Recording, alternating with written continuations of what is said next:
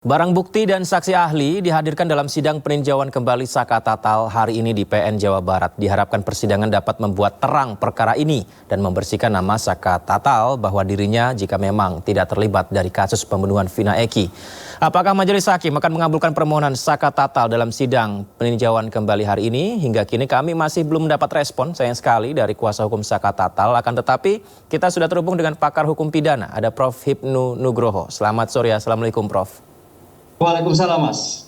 Sehat ya, Prof? Sehat, Alhamdulillah.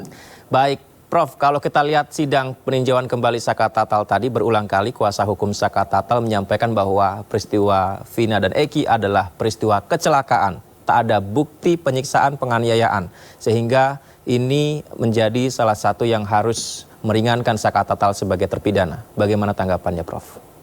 Ya, ini kan baru pendapat penasihat hukum ya. Jadi kalau penasihat hukum itu selalu berpikir dari objektif yang subjektif. Nah, itu ya kita amati dulu. Kita belum mendengar jawaban dari jaksa. Jaksa berpikir dari subjektif, karena subjektif itu kan ada korban meninggal, Mas. Betul. 2 orang kan, Eki dan Vina. Tapi juga berpikir objektif. Nah, disitulah nanti ada titik temu di dalam pembuktian baru nopo di dalam persidangan kali ini. Jadi kita nanti imbang, kita mendengar dulu besok. Nah, tapi kita berikan apresiasi ya teman-teman penasihat hukum yang sudah memberikan bukti yang cukup luar biasa. Ada 7 kalau nggak salah tadi. Ya. Bukti-bukti itu yang dimungkinkan untuk bisa membebaskan dari Saka Tatal, karena namanya putusan PK itu adalah bisa membebaskan. Karena ini perkara pidana, bukan lepas, tapi membebaskan, karena sudah bebas kan itu, membersihkan kan itu. Jadi yang menjadikan sifat melawan hukum dari Saka Tatal itu menjadi tidak ada. Itu yang saya kira diinginkan teman-teman, sehingga betul-betul bahwa Saka Tatal tidak terbukti seperti yang dirumuskan dalam surat dakwaan oleh penuntut umum. Gitu, Mas. Persidangan Saka Tatal di 2016 dianggap oleh kuasa hukum Saka Tatal ini tidak sah karena pada saat itu dia berusia di bawah umur, bukan usia dewasa, dan digelarnya sidang ini tidak sebagaimana seharusnya. Apakah betul demikian, Prof? Ya, kalau memang melihat umur dari Saka Tatal itu ada 15 tahun, maka persidangannya persidangan anak. Penyidikannya penyidik anak. Penuntut umum anak. Kan gitu. Dan sidangnya adalah tertutup. Itu yang berarti cepat dalam peradilan anak. Kita tidak tahu pada waktu itu. Nah, itu dibedakan atau tidak? Karena anak itu merupakan lex spesialis dari peradilan umum. Jadi dibedakan dengan 7 tersangka yang sudah menjadi terpidana. Kan itu yang poin dari kita melihat sistem peradilan pidananya. Tapi dari melihat sistem perbuatannya, ini menarik memang. Saka Tatal kan 15 tahun ya. Ya. Pertanyaannya, apakah 15 tahun itu mempunyai sifat niat jahat misalkan? Ya. Seperti tujuan baik. Apakah hanya tidak diajak saja? Ini yang saya kira nanti teman-teman penasihat hukum mendudukkan bahwa Saka Tatal ini dalam posisi anak. Yang dalam parameter pemikirannya belum sampai sejauh yang dari 6 atau 7 tersangka yang sudah terpidana. Gitu, Mas. Ya. Ini yang saya kira nanti perdebatan itu, kalau itu bisa dilakukan, insya Allah bisa menjadikan novum baru bahwa terhadap Saka Tatal tidak bisa dikatakan terlibat sesuatu yang sempurna dalam suatu kejahatan yang bersempurna, atau mungkin tidak tahu apa yang terjadi dalam perkara tersebut. Ini yang saya kira dipisahkan antara sidang anak dan sidang orang dewasa. Berarti kalau misalnya dibuka lagi dokumen persidangan itu, Saka Tatal ternyata persidangannya bukan peradilan anak, hari ini itu bisa menjadi salah satu novum baru, Prof. Betul. Karena sidang anak itu adalah sidang tersendiri yang meletakkan pada harkat martabat anak, yang tidak menjadikan trauma pada anak. Sehingga dalam sidang anak pun tidak memakai toga seperti orang umum, seperti biasanya, memakai pakaian biasa. Karena anak ini jangan sampai menjadi trauma, makanya hukumannya pun juga maksimal 13 tahun, Mas. Kemarin kan 8 kalau nggak salah, itu udah bagus. Karena berpikir anak ke depan itu masih bisa mengabdi pada bangsa negara. Itu loh. Makanya dalam anak tidak ada pidana mati, seumur hidup juga nggak ada. Pidana maksimal 13 tahun. Ini yang saya kira teman-teman penasihat hukum harus melihat, baik dari sistem peradilan pada waktu itu, ataupun dari substansi perkara terhadap penyertaan, kalau betul dugaan ada suatu pembinaan yang bersangkutan. Sama ini, Prof, dari pihak pengacara ini kan menunjukkan bukti-bukti baru, ada 7, salah satu diantaranya itu foto-foto ya. Nah ini untuk memastikan bahwa foto-foto ini memang adalah foto pada saat peristiwa atau kita kan nggak tahu ya karena namanya foto mungkin entah apakah ada dugaan manipulatif dan lain sebagainya. Ini bagaimana Prof untuk jadi bukti kuat di sidang? Iya, bukti foto, bukti sekunder, indirect evidence, kan itu. Nah sekarang dalam bukti novum adalah bukti primer. Nah sekarang pertanyaannya apakah foto itu bisa menjelaskan ketika itu? Karena foto ini harus menjadikan sebagai pendukung sebetulnya atas suatu bukti primer.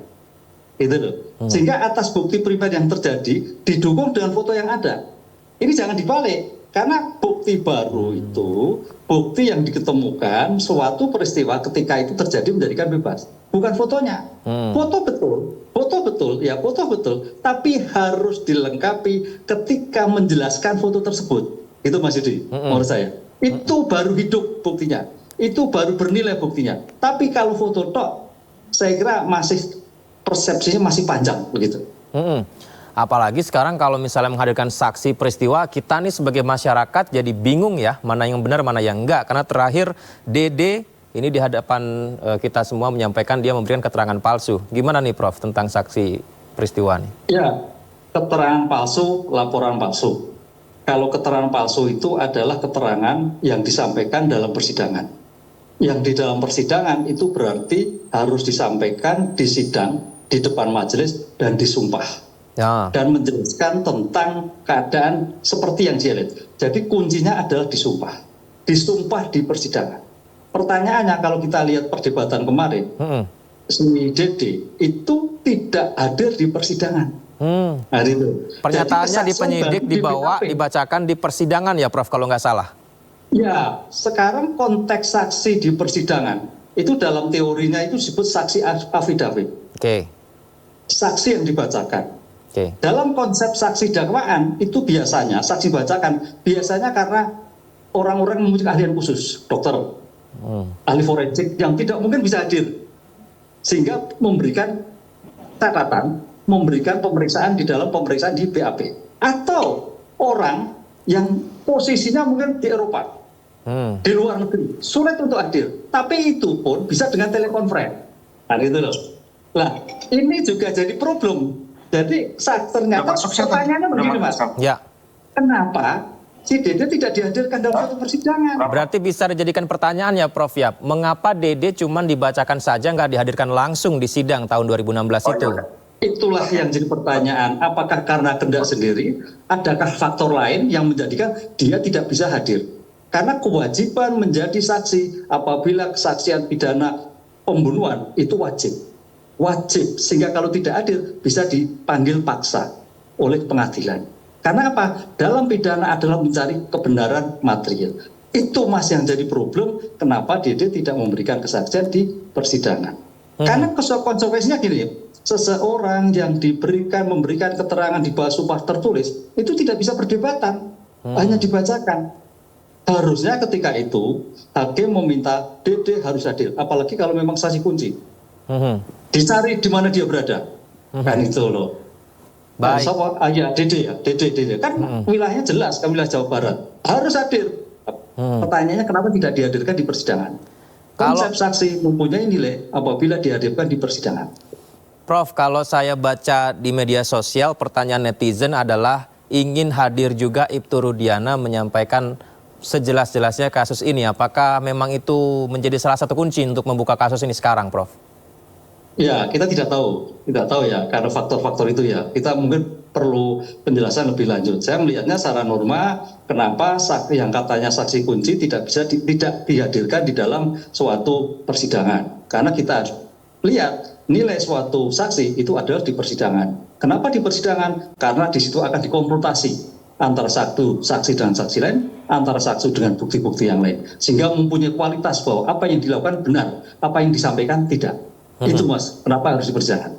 Baik, selalu menyenangkan berbincang bersama Prof. Ibnu ini. Kita nantikan seperti apa hasil dari sidangnya Saka Tatal dan juga ke depan seperti apa kasus ini. Nanti kita berbincang lagi ya Prof ya. Terima kasih sudah bergabung bersama kami Prof.